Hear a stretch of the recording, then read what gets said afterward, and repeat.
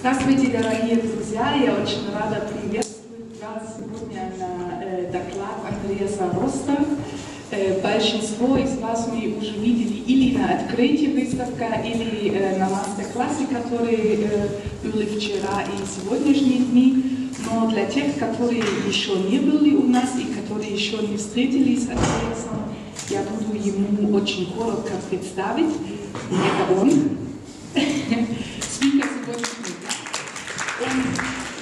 Андреас ученик и очень близкий друг Арно Фишера, и это для нас очень большая честь, что он здесь, потому что, как сказать, если кого-то его хорошо знает и может рассказывать о него, что это он, но сегодня речь не идет только о Арно Фишере, сегодня речь идет о тенденции современной фотографии, более в широком смысле. Андреас сам не только ученик, близкий друг Арно Фишера, он тоже фотограф, он доцент, он очень многих лет уже работает для Института международных связей и тоже работает много для Гёте-института за рубежом, и мы очень рады, что он здесь. Я передам слово Андреасу и наша переводчица Лена Штен.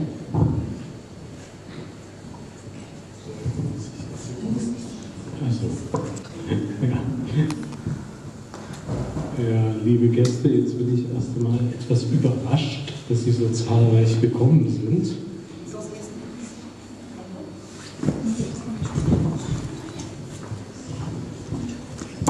Добрый день. Я удивлен, что на доклад пришло так много людей. Es gibt mir jetzt eine hohe Verantwortung, ich hoffe, ich kann das erfüllen. И для меня это означает очень большую ответственность, и я надеюсь, что я буду соответствовать ей. Aber ich habe die beste Dolmetscherin an meiner Seite, die also auch Morgenstern aus dem Stegreif übersetzt, also mir kann fast nichts passieren. Ja. Но, к счастью, у меня замечательный переводчик, который справилась сходу с переводом стихотворения немецкого поэта Кристиана Моргенштерна, поэтому я надеюсь, что у нас все получится. Okay, ich bin gebeten worden, einen Vortrag über Tendenzen der zeitgenössischen Fotografie zu halten. Меня попросили сделать доклад о тенденциях современной фотографии. Ehrlich gesagt habe ich mich mit sowas schon lange nicht mehr beschäftigt. Честно говоря, я давно не занимался подобной темой. Weil ich immer Angst habe, wenn ich mich jetzt zu sehr an den anderen orientiere, dass mir das meine eigenen Bilder aus dem Kopf haut. Потому что я боялся, если я начну заниматься фотографиями других, мои фотографии уйдут от меня. Ich mache das nun trotzdem, das wahrscheinlich Sie sehr interessiert. Но, тем не менее, я решила это сделать, потому что я понимаю, что для вас наверняка эта тема представляет большой интерес. Aber ich musste mich damit beschäftigen und dann habe ich gemerkt, die ganze Sache ist sehr unübersichtlich. И когда я принялся за подготовку к докладу, я понял, что это настолько обширная тема, что ее как-то трудно систематизировать. Ich weiß jetzt nicht, ob alle von den einzelnen Künstlern, die ich Ihnen vorstellen werde, wirklich irgendwann einmal weltberühmt sein werden und ein großes Lebenswerk hinterlassen, das jetzt rechtfertigt, sie zu den Tendenzen der deutschen Fotografie zu zählen. Я не совсем уверен, что вот те фотографы, которых я сегодня представлю, что они когда-либо будут знамениты во всем мире, оставят какой-то там невероятный шедевр после себя. Но тем не менее, я решила рассказать о них как о представителях тенденции немецкой фотографии. Aber vielleicht ist das auch gar nicht so wichtig. Ich versuche mich mit dem zu beschäftigen, was man sehen kann.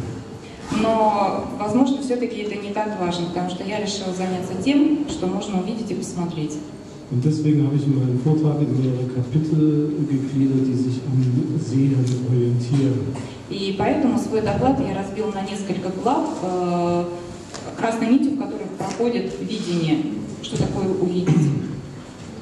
Aber kurz nochmal zu dem, wo wir gerade sind. Коротко о том, что мы сейчас видим. Ich glaube, es hat noch nie in der Menschheitsgeschichte eine Epoche gegeben, wo Fotografie so massenhaft verbreitet war wie heute. Also gestern waren schon die Bilder im Netz von der Eröffnung von vorgestern.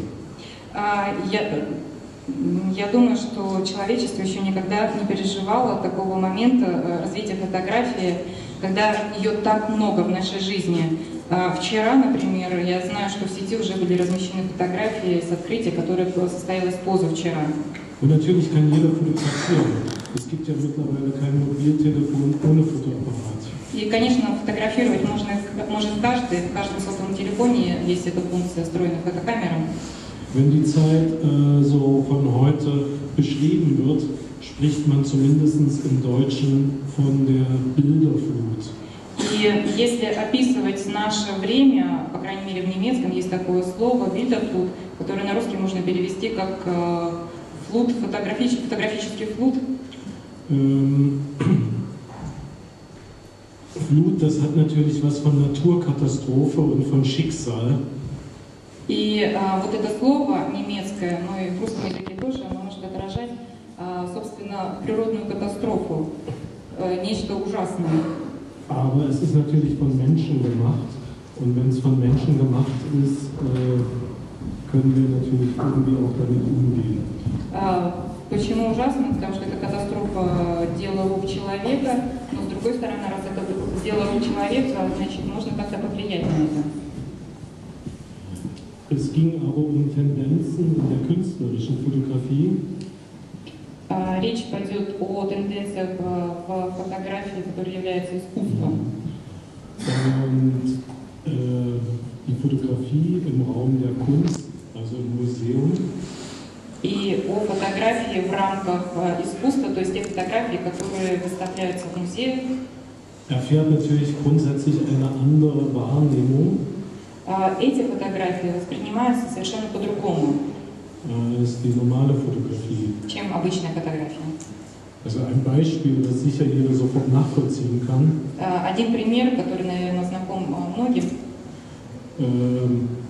Ich weiß gar nicht, wie das in Russland ist, aber zumindest in Deutschland gibt es in jeder Stadt mehrere Geschäfte, wo man sozusagen pornografisches Material kaufen kann und niemand stört sich daran. Das ist ganz normal, sowas zu kaufen. Es ist normal, sowas zu produzieren. Я не знаю, как ситуация в России обстоит, но в Германии практически в каждом магазине можно, в каждом городке есть такие магазины, продающие порнографические материалы, и никто не возмущается, совершенно нормально. Dasselbe Material im Raum der Kunst, also im Museum, ausgestellt, provoziert natürlich sofort einen Riesenskandal. Но тот же самый материал, размещенный в стенах какого-либо музея, вызовет немедленно скандал. Alle Zeitungen werden darüber schreiben. Все газеты будут писать об этом. Das heißt also, Bilder im Museum, im Raum der Kunst, werden anders angesehen als im normalen Leben. И это говорит о том, что фотографии, выставленные в музее, к ним относятся иначе, чем к обычным фотографиям.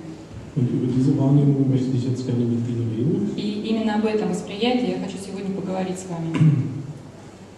Achso, eins müsste ich natürlich noch dazu sagen, die neuen Technologien, Computertechnik und so weiter, die verändern natürlich auch die Wahrnehmung und auch die Bildproduktion. Auch das hat Einfluss auf die Kunst, aber ich würde darüber sprechen.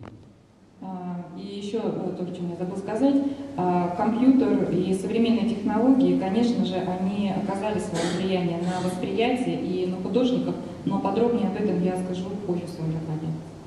Okay. Lange Vorrede. Долгое предисловие. Fangen wir mal an. Oder Давайте уже начнем. eigentlich fange ich immer noch nicht an.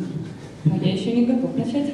Weil, bevor man über die Gegenwart spricht, ist es natürlich immer ganz gut, wenn man sich noch mal kurz in der Vergangenheit sozusagen rückversichert. Потому что мне кажется, что прежде чем говорить о настоящем моменте, важно оглянуться назад. Um Antwort auf die Frage zu geben, wo kommen wir her? Чтобы получить ответ на вопрос, откуда мы. In der deutschen Kunst und auch in der deutschen Fotografie war das letzte Jahrhundert wahrscheinlich hauptsächlich geprägt von der Auseinandersetzung zwischen der sachlichen Darstellung und der experimentellen Darstellung. Последние 100 лет немецкой фотографии характеризовались дискуссиями о том, что важнее суть или эксперимент.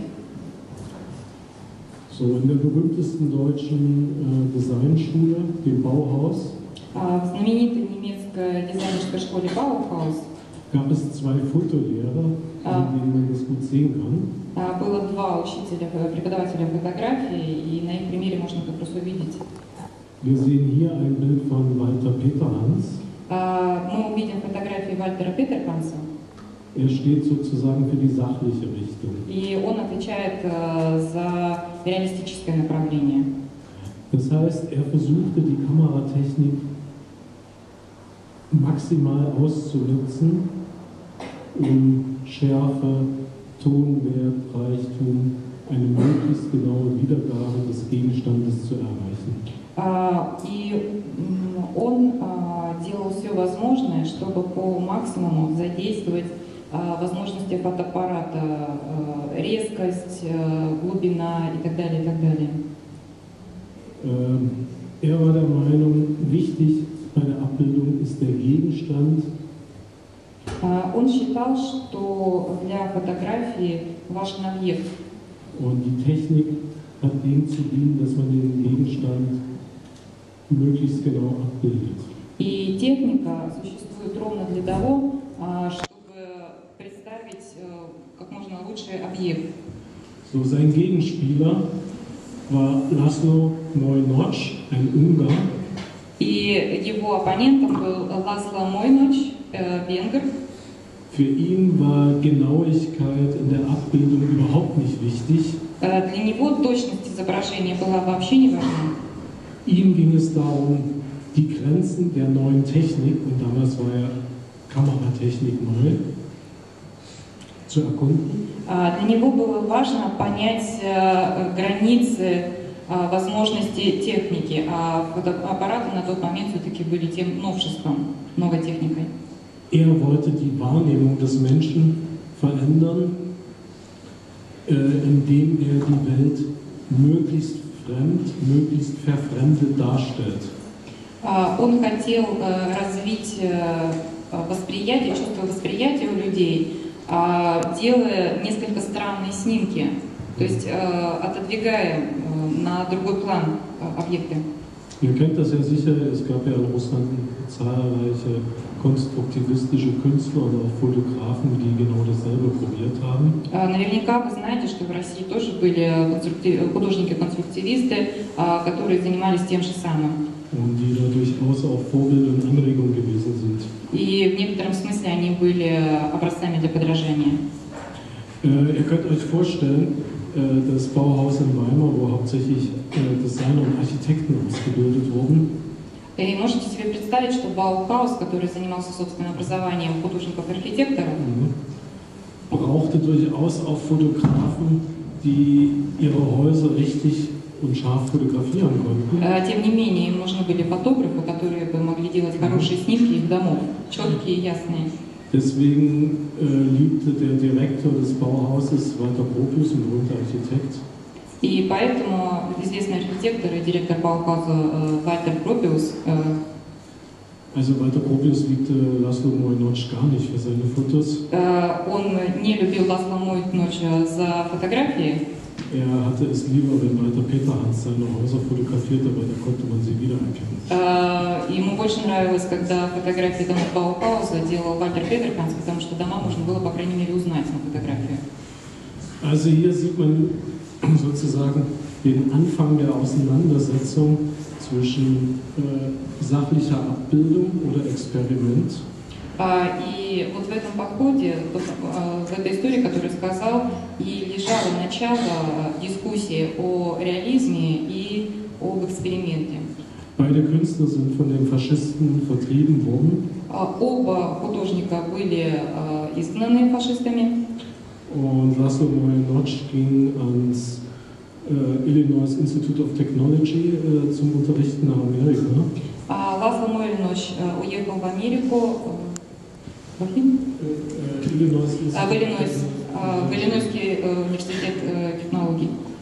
Und er holte sich dann als Lehrer seinen alten Feind Walter Peterhans dazu, weil wenn sie bei Walter Peterhans Unterricht hatten, konnten sie wenigstens Filme entwickeln.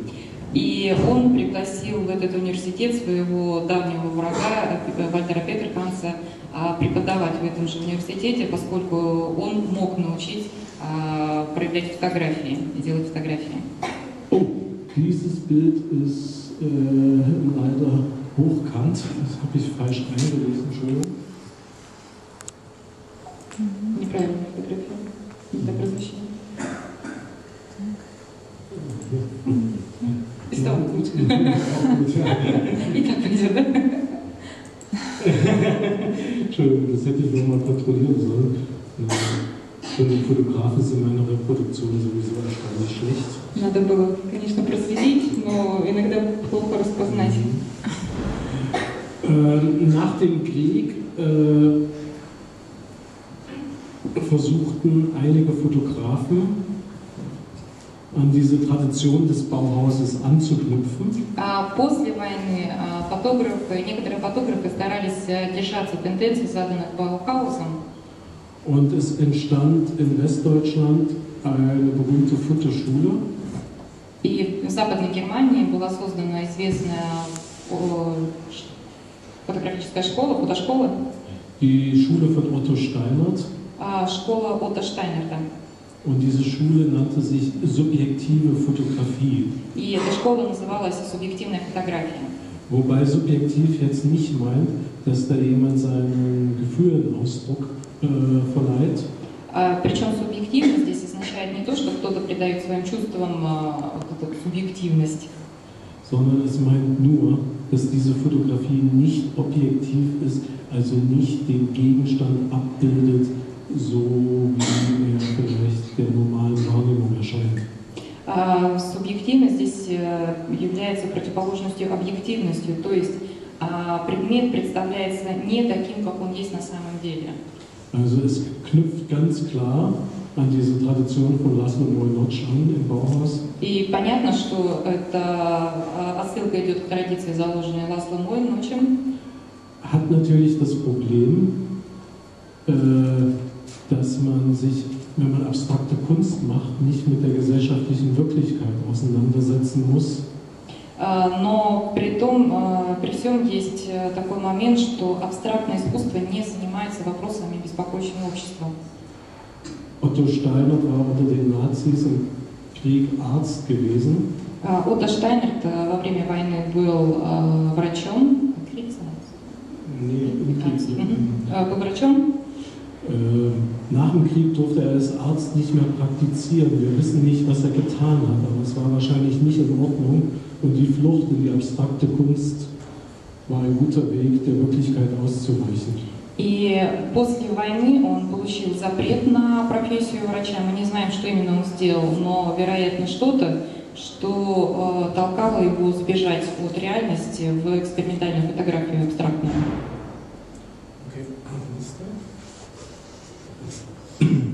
So, und jetzt können wir von den zwei Schulen der Fotografie reden, die es in Deutschland gab.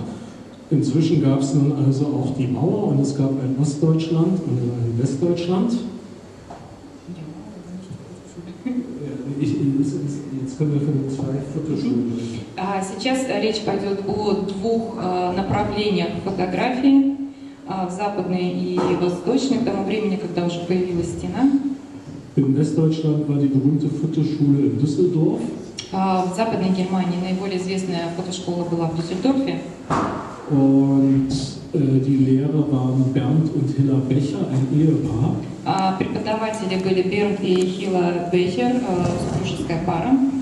Die also wiederum in der Tradition von Walter Peterhans stehen und die Fotografie nutzen für eine sachliche Beschreibung der Wirklichkeit. И они следовали традиции, заложенным Вальтером Петерхансом, то есть фотография как отображение реальных вещей. Sie sehen hier eine der vielen Serien, die sie im Leben produziert haben, Das sind also im Bergwerk so Bohrtürme. Вот здесь вы видите одну из серий, сделанной ими. Это из горнодобывающей промышленности. Я не знаю точно, как называются эти башни. Also das sind die Türme, Обогащающие, по-моему. die das Erdreich und das alles von unten nach oben ziehen. So. Ich weiß nicht, wie es in Russisch heißt. Okay. Sie sehen, Если кто-то знает русское название, может сказать. Sie sehen also, Возможно, подъемник. Sie sehen also 12 verschiedene Fördertürme. И здесь представлены 12 вариаций этих подъемников. In Wirklichkeit ist die Serie viel größer. На самом деле серия еще больше. Die Türme sind immer aus dem gleichen Abstand aufgenommen. Все подъемники сняты с одного и того же расстояния. Und immer dann, wenn das Wetter bewölkt war. И все время в пасмурную погоду. Also sehr aufwendig. И это достаточно сложно. Und die Bechers wollten über diese Typologie zeigen, wie also das Erscheinungsbild von eben diesen Industrieanlagen ist. И вот Бехеры хотели своей серии показать типологию внешнего вида или дизайна подъемников. Die hatten also sehr früh eine kluge Idee. Им достаточно рано пришла в голову идея. Die wussten also schon 1970, dass die Stahlindustrie in Deutschland zugrunde gehen wird. Уже в 1970 году они поняли, что сталеварение в Германии, эра сталеварения в Германии скоро закончится. Und so sind diese Fotografien also auch ein Archiv einer untergehenden Kultur. И вот эта серия представляет, собственно, корабли тонущей культуры, гибнущей культуры.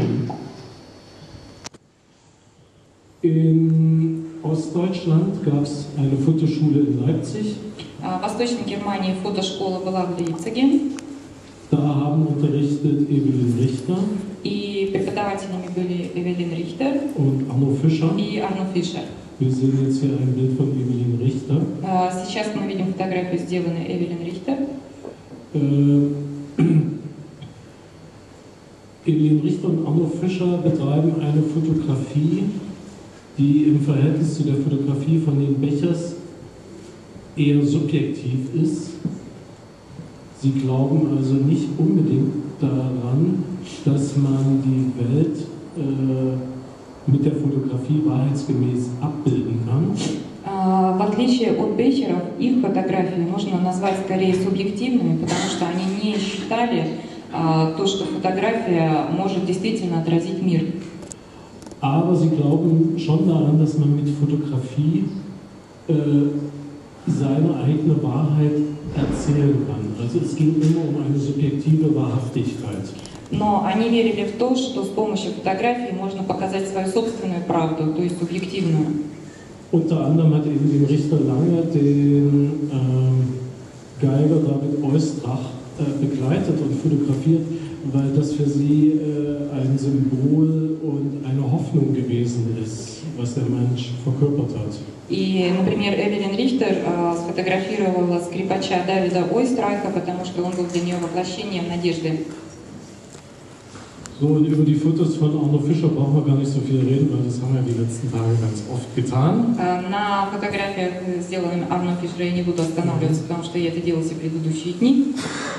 Also bis zum Fall der Mauer war die Welt übersichtlich. Es gab im Westen die Bechers, im Osten den Fischer. То есть до падения стены мир был достаточно обозримым. На западе Бехерсы, на востоке Фишер. Und dann fiel die Mauer und dann wurde es schnell unübersichtlich. Затем стена пала, и мир стал необозреваемым. Die neuen Technologien entstanden, die Grenzen verschwanden, neue Akteure in der Fotografie kamen auf die Bühne. Возникли новые технологии, границы растворились, пришли новые лица. Und irgendwie funktioniert die Frage heute nicht mehr. Hast du bei Fischer studiert oder hast du bei den Bechers studiert? И вопрос, у кого ты учился, у Бехерсов или у Фишера, сегодня уже не актуален. So, und wenn man sich heute die Fotografie anguckt, stellt man fest, dass die Fotografie sich ganz oft mit ganz merkwürdigen Sachen beschäftigt, die man so einfach gar nicht mehr versteht. Если посмотреть на фотографии сегодняшние, то можно прийти к заключению, что фотография занимается какими-то странными вещами, которые не всегда понятны. Das erste Kapitel in den Tendenzen zur zeitgenössischen Fotografie möchte ich gerne nennen, Fotografie der Imagination. И первую главу по современным тенденциям своего доклада я бы хотел назвать «Фотография воображаемая». Normalerweise wird die Fotografie als ein Medium einer technischen Realitätsaneignung verstanden. Das heißt also, die Fotografie kann nur das wiedergeben, was es in der Welt, in der Realität irgendwie existiert. С нормальной точки зрения фотография подразумевает, что это средство, которое может изобразить только то, что на самом деле в мире есть. Diese Vorstellung von Fotografie schränkt natürlich den Zugang zur Fotografie etwas ein. Но такое представление несколько сужает понимание роли фотографии.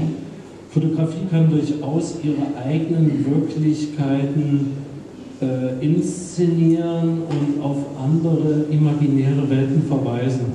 Фотография может творить свою собственную реальность и переносить воображаемый мир.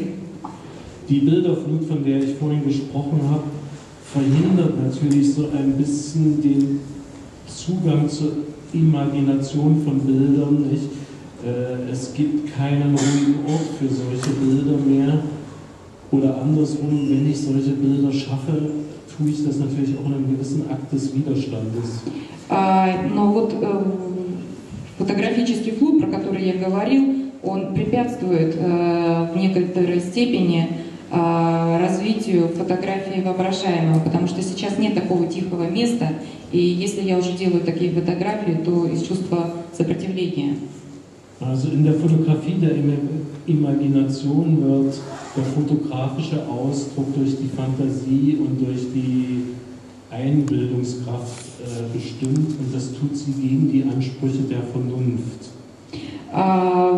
Средство выражения, что важно для фотографии воображения, это средства выражения. Они развивают фантазию, которая противопоставлена пониманию, рацио.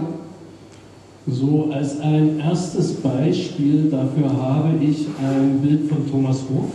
И первый пример вот этого направления, фотография сделана Томасом Руффом. Das war übrigens ein Becher-Schüler. Он был учеником Бехерсов. Ich sage jetzt mal die Maße des Bildes dazu. Das Bild ist 2 Meter hoch und jedes Porträt ist 1,50 Meter breit. Я скажу размеры вот этих двух фотографий: 2 метра в высоту и 1,5 метра в ширину. Und was gemacht hat in diesem Bild ist eigentlich das, dass mehrere Negative von Porträts von verschiedenen Personen übereinander gelegt hat. Что он сделал в этой фотографии? Он большое количество негативов наложил друг на друга. Das heißt, hat also die bestehende Realität zerlegt. То есть существующую реальность он разложил. Und dann synthetisch eine neue Welt geschaffen. И синтетическим способом создал новый мир. Ein sogenanntes, oder man könnte sagen, irgendwie ein Durchschnittsgesicht, ne, was То есть такое, можно сказать, усредненное лицо. Aus vielleicht 2 oder 3 Porträts. Из 2 или 3 портретов. Jetzt haben wir ein Bild von Beate Gütschow. Следующая фотография Beate Gütschow. Dieses Bild ist natürlich zu großen Teilen am Computer entstanden. По большей части, конечно, компьютерная обработка. Und es ist entstanden aus verschiedenen Architekturaufnahmen, in dem Fall aus Berlin. И фотография скомпонована из нескольких снимков, сделанных в Берлине. Also sie hat typische Beispiele der architektonischen Moderne, also wir nennen das eigentlich Brutalismus, zusammengesetzt und eine neue Stadtlandschaft gebaut. Она сделала снимки наиболее типичных, наверное, представителей немецкого модернизма, и из них сложила новый ландшафт. So, von dem Fernsehturm hat sie die Spitze zum Beispiel weggelassen. От телевизионной башни, например, она убрала острую вышку. Das Hochhaus im Hintergrund ist ein Hotel, da hat sie die Schrift weggenommen. Здание высокое на заднем фоне, это отель, она убрала с него название. Die Kuppel ist von einem Konferenzsaal und die Füße sind vom Fernsehturm. Купол от конференц-зала, а ступени, они тоже относятся к композиции около телевизионной башни. Was herauskommt, ist eigentlich in dieser Synthese eine für meine Begriffe ziemlich apokalyptische Landschaft. И таким образом получился ландшафт, с моей точки зрения, апокалиптичный. So, der nächste ist Anton Henning. Следующий Антон Хеннинг. Ein Maler, Это художник, der sich vorstellt, er wäre ein Rockmusiker. который представляет себе, что он рок-музыкант. Weil da ist er natürlich viel berühmter denn als Maler. Потому что рок-музыканты намного известнее, чем художники.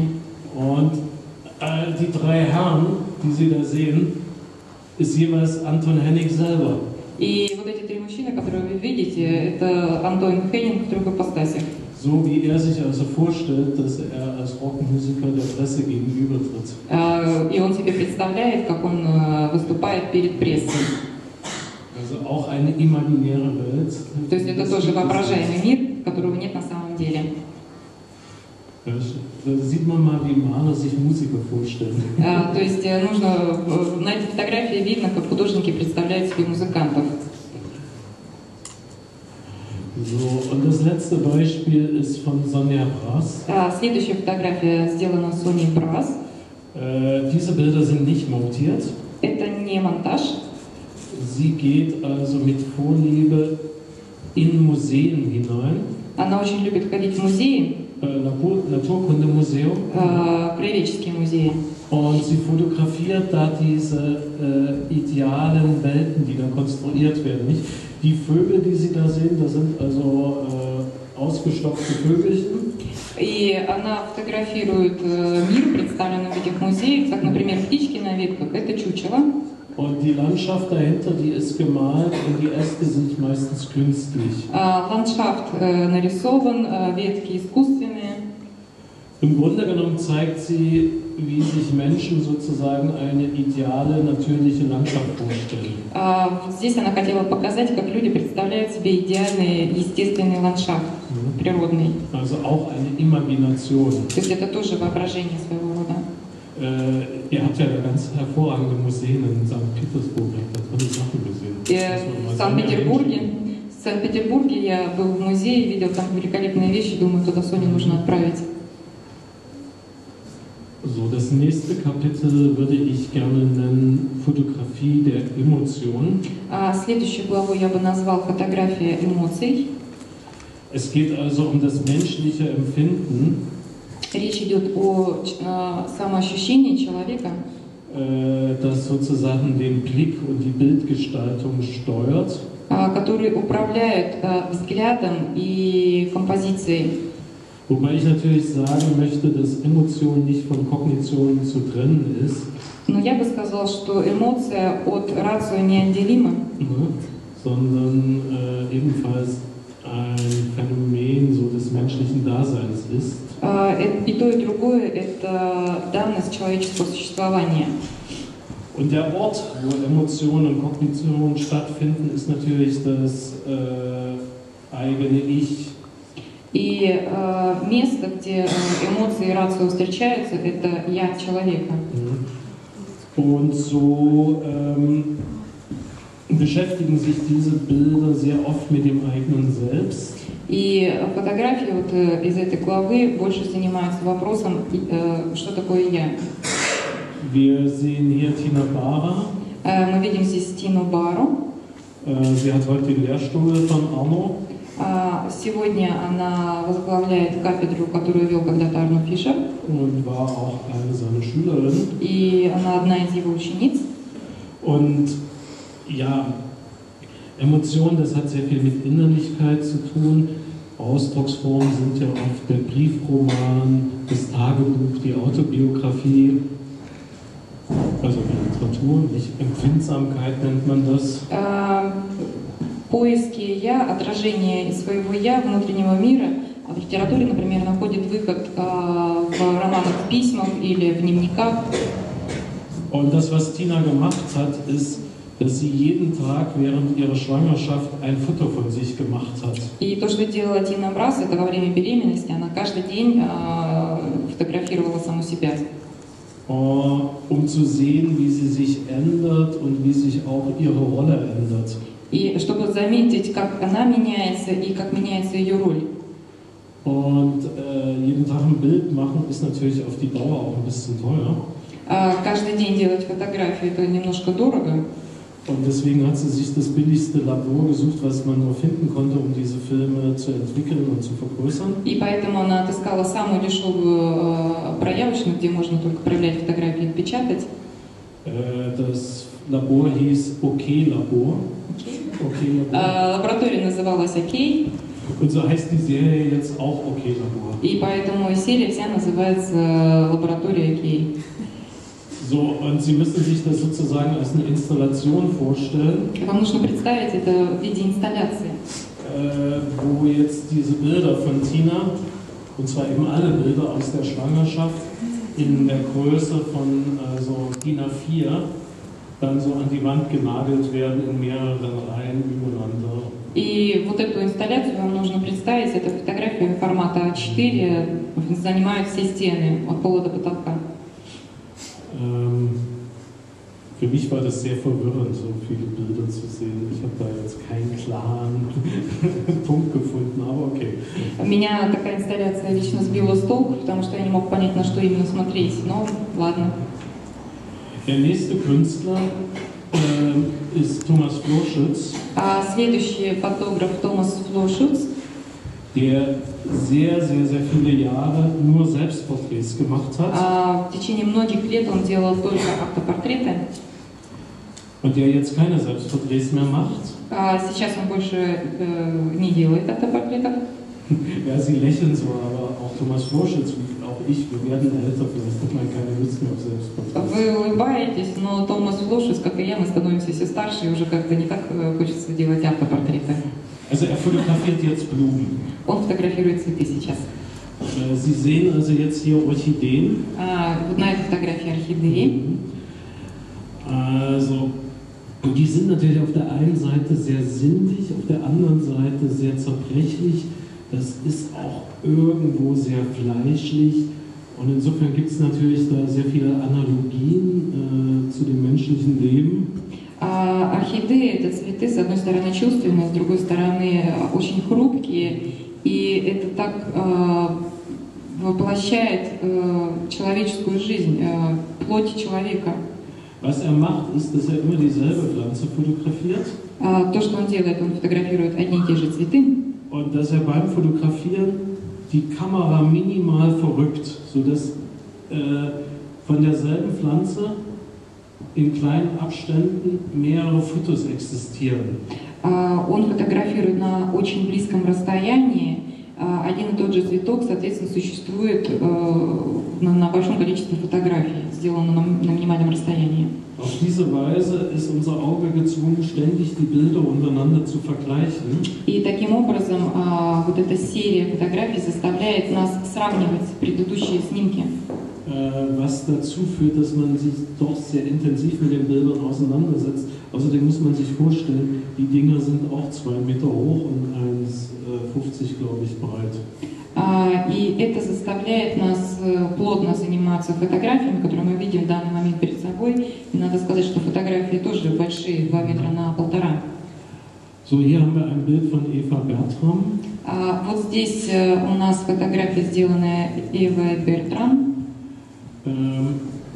Sie macht als Fotografin eigentlich Folgendes, dass sie nichts weiter tut, als ihre Familie zu fotografieren. Как фотограф, она фотографирует только свою семью.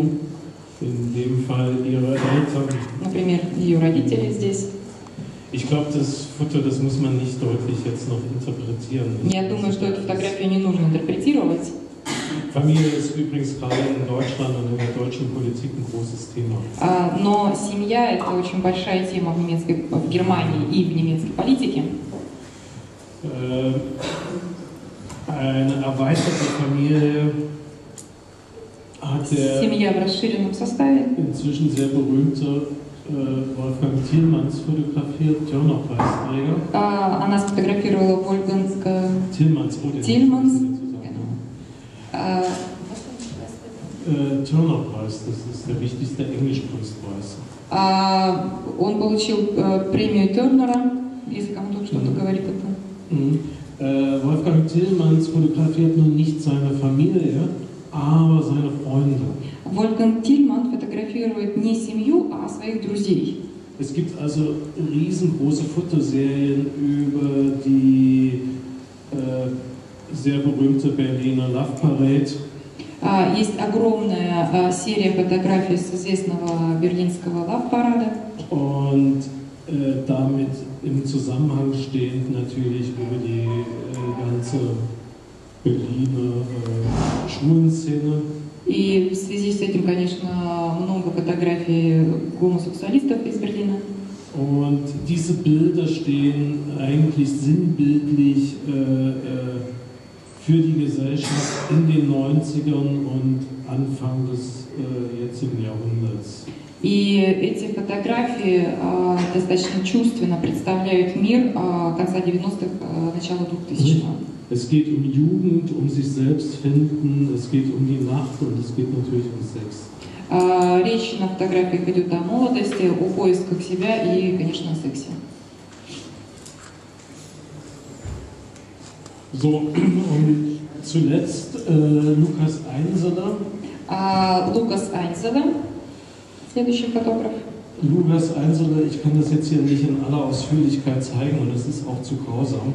Это достаточно жесткие фотографии, большая часть его фотографий. Lukas Einseler beschäftigt sich mit Menschen, die Opfer von Landminen geworden sind, also sprich, die bei Landminenexplosionen in aller Regel also ihre Beine verloren haben. Он делал снимки людей, пострадавших от взрывов мин, потерявших ноги.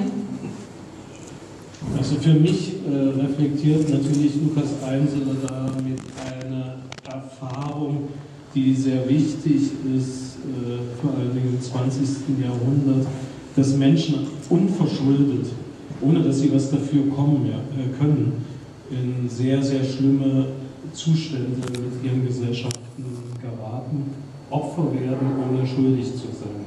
В своих фотографиях Лукас Айнзеле показывал, каким жестоким оказался 20 век в том плане, что невиноватые люди, мирные жители, попадали в тяжелые ситуации и становились жертвами, не имея за собой никакой вины.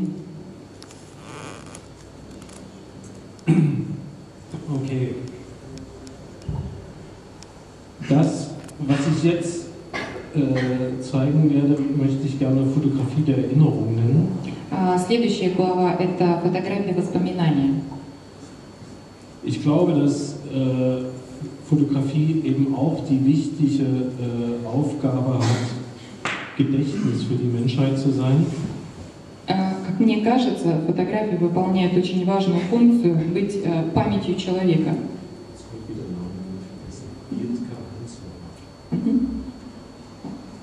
Едка Ханслова – это следующий фотограф. Sie ist in Tschechien geboren. Она родилась в Чехии. Ihre Eltern sind aus Tschechien emigriert wegen der politischen Umstände. Из-за политических преследований ее родители эмигрировали из Чехии. Sie ist in Deutschland groß geworden. Она выросла в Германии. Und jetzt als Fotografin fährt sie wieder zurück in ihre alte Heimat. И сейчас в качестве фотографа она вернулась в свой родной город. Und schaut, wie das jetzt aussieht und bringt sozusagen diese Bilder als Erinnerungshilfe für ihre Eltern mit nach Deutschland. И фотографии, которые она сделала в своем родном городе, она привезла в качестве напоминания, воспоминания своим родителям. Also eine ganz praktische und angewandte Fotografie. Это очень практичная и очень практичная фотография. Als nächstes möchte ich Bilder zeigen von Ulrich Wüst. Следующая фотография Ульриха Бюста. Das ist ein Kollege von mir aus Ostberlin. Это мой коллега из Восточного Берлина. Was wir hier sehen, sind also Stadtlandschaften. Es ist keine Architekturfotografie. Вот это не фотография архитектурная, это просто городские пейзажи. Und das, was Ulrich Wüst eigentlich macht, ist, er fotografiert die Lücken zwischen den Häusern. И то, что делает фотограф, он снимает пробелы между домами. Also er zeigt uns eigentlich, wie diese Landschaften, und in Berlin gibt es das noch ganz häufig, immer noch gezeichnet sind vom Krieg, also von den Bombenlücken, von den Auslassungen und auch natürlich dann von den Zerstörungen, die es gegeben hat durch die Kommunisten. И на фотографиях он нам показывает Берлин, который спустя столько лет после окончания войны все еще показывает, видны еще раны оставленные этой войной. Это незастроенное пространство. Von der Ausbildung her ist Ulrich Wüst übrigens Städteplaner, also er hat ein profundes Wissen darüber, wie der Organismus einer Stadt funktionieren kann. По образованию Ульрих Бюст является, собственно, градостроителем, и поэтому он понимает, что город — это живой организм и как он функционирует. Und er zeigt uns jetzt eigentlich das Nicht-Funktionieren durch das Fehlen von Teilen. И на своих фотографиях он как раз и показывает, что город функционирует не целиком, поскольку ему не хватает частей. So, der nächste Fotograf, Следующий фотограф. der fotografiert eigentlich gar nicht selber. Он не сам фотографирует. Das ist Peter Piller. Это Петер Пиллер. Peter Piller arbeitete lange Zeit als Bildredakteur in einer kleinen Zeitung, einer kleinen Stadt, also in einer Regionalzeitung. Петер Пиллер долгое время работал редактором, фотографом-редактором в одной маленькой местной газете. Und als Bildredakteur dieser Zeitung sammelte er alle diese Bilder, die, sagen wir mal nach unseren Begriffen, fotografisch vollkommen langweilig sind. И в течение долгого периода времени в качестве редактора он собирал фотографии, присланные в газету, имеющиеся в газете, которые с фотографической точки зрения нам кажутся очень скучными. Er sammelte also diese Bilder und brachte sie in neue Zusammenhänge, in neue Serien. Он собирал эти фотографии и компонировал их в других контекстах. Diese Serie, die ich Ihnen jetzt zeigen möchte, heißt Männer, die in Löcher schauen. Серия, которую я вам сейчас хочу показать, называется «Мужчины, которые смотрят в дыры».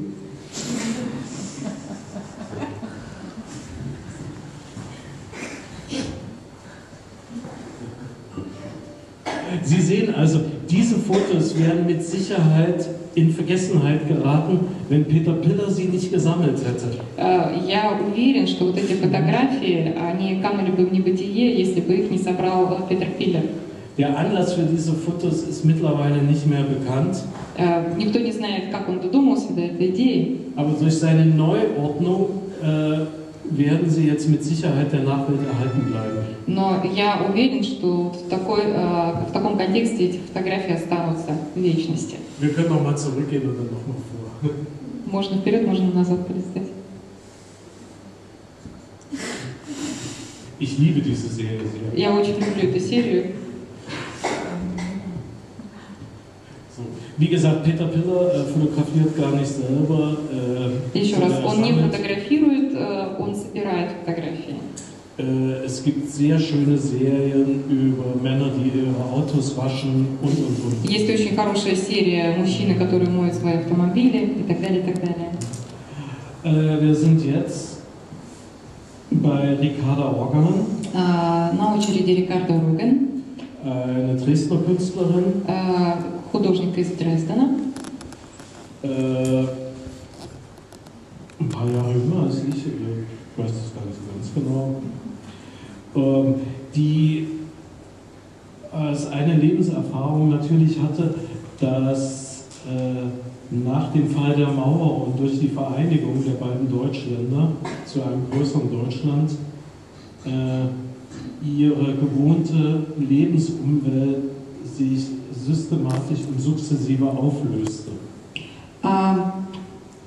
Он пережил падение стены, объединение Германии, двух Германий в одну большую, и он наблюдал за тем, как растворяется его мир, в котором он привык жить. Was sie jetzt also gemacht hat, ist, dass sie in ihre alte Schule gegangen ist, bevor diese ausgeräumt wurde, dass sie in Arztpraxen gegangen ist, bevor diese ausgeräumt wurden, und dass sie sich dort die Möbel mitgenommen hat und diese Möbel dann in ihrem Atelier so hingestellt hat, wie sie eben früher standen, und sie dann fotografiert hat, um sozusagen ein Erinnerungsbild zu bewahren. Так, например, он отправлялся в школы или в поликлиники. Она отправлялась в школы или поликлиники, и прежде чем они будут закрыты или перефункционированы, собирала мебель и отправляла их в свои ателье, расставляла так, как они были, вместе откуда взяла, с тем, чтобы запечатлеть для памяти, как это было.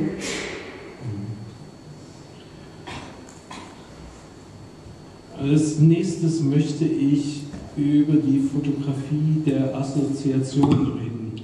Следующая глава – это фотография ассоциаций. Ich glaube, es gibt also Künstler, die versuchen, im Betrachter kreative Prozesse freizusetzen. Есть такие художники, которые хотят у зрителя запустить креативные процессы. Über Assoziation sollen also Raum und Zeitempfinden überwunden werden. Ассоциации должны служить для того, чтобы преодолеть время и пространство. Der Fotograf arbeitet wahrscheinlich eher experimentell und tritt sozusagen hinter die Erscheinung zurück. Ihn interessiert eigentlich mehr, was das Bild mit dem Menschen macht. Фотограф экспериментирует, он отступает за видимое, чтобы поработать со зрителем. So, was wir hier sehen, ist ein Bild von Michael Vesely. Сейчас мы видим фотографию Михаэля Везели Aus New York. Из Нью-Йорка. Das Bild ist so entstanden, Фотография возникла следующим способом. dass er eine Kamera installiert hat, Он встроил фотокамеру, die den Bau des Guggenheim Museums sozusagen dokumentiert. которая фотографировала возведение музея Гугенхайма. Wobei die Kamera so eine Belichtungszeit hatte, При этом выдержка у камеры была, die ein Jahr lang dauerte. Выдержка длилась в течение года. Normalerweise arbeitet ja eine Kamera, sagen wir mal, mit einem 125. einer Sekunde. Обычно выдержка на секунду выставляется. Also so schnell ist der Verschluss wieder auf und zu. То есть створка открылась и закрылась. Hier war der Verschluss ein Jahr lang offen. А здесь в течение года было открыто. Sie sehen also, hier unten wurde begonnen. Вы видите, внизу вот здесь начали работы. Und das Haus wächst immer mehr nach oben, je weiter höher man das kommt, entscheidender wird es natürlich. И чем выше дом выстраивается, здание выстраивается, тем реальнее оно выглядит. Und nach einem Jahr hat er den Verschluss dann zugemacht, hat die Platte mitgenommen und entwickelt. И через год снимок был сделан, и он его проявил, так получили эту фотографию. Also wir können in einem Foto sozusagen unser normales Zeitempfinden überwinden. Ja? Wir sehen auf einem Bild ein ganzes Jahr. То есть благодаря вот этой фотографии мы можем преодолеть время, целый год, и увидеть вот так вот. Unglaublich. Невероятно.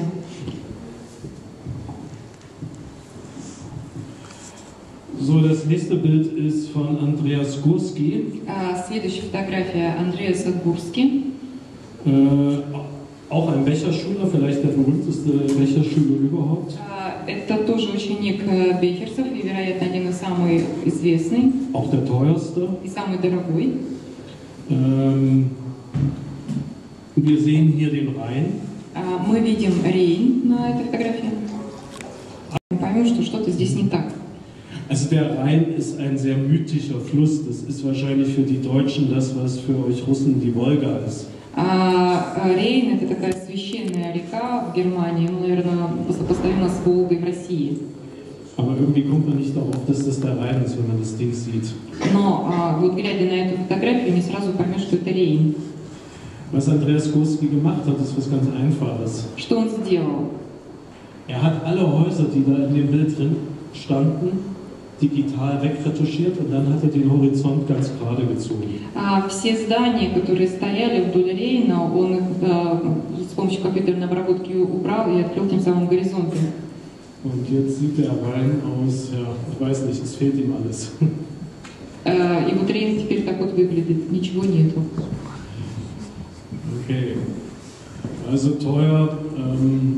So ein Bild kostet ungefähr 300.000 Euro aufwärts. Вот такая фотография стоит от 300 тысяч евро. Da sind natürlich unglaublich viele Menschen mit beschäftigt, das mitzuproduzieren. Wenn er das billiger machen würde, würden wahrscheinlich seine Angestellten weniger verdienen oder arbeitslos sein. И чтобы вот сделать такую фотографию, нужно задействовать много сотрудников. И если бы фотографии продавались дешевле, то содержать такой штат было бы невозможно. Diese Bilder sind in aller Regel mehrere Meter lang und hoch, das muss man auch noch sagen. И нужно еще сказать, что эти фотографии, как правило, гигантских размеров. Okay, kommen wir zu den letzten. И последние фотографы. Ich nenne es jetzt mal Fotografie der Sensation. И эта глава называется «Фотография 5 чувств», Wobei ich органов чувств. mit Sensation nicht ein besonderes Ereignis meine, sondern eher meine, dass man zum Herstellen dieser Fotografie auf alle 5 Sinne angewiesen ist. Also Sensation meint die ganze Bandbreite der Empfindung.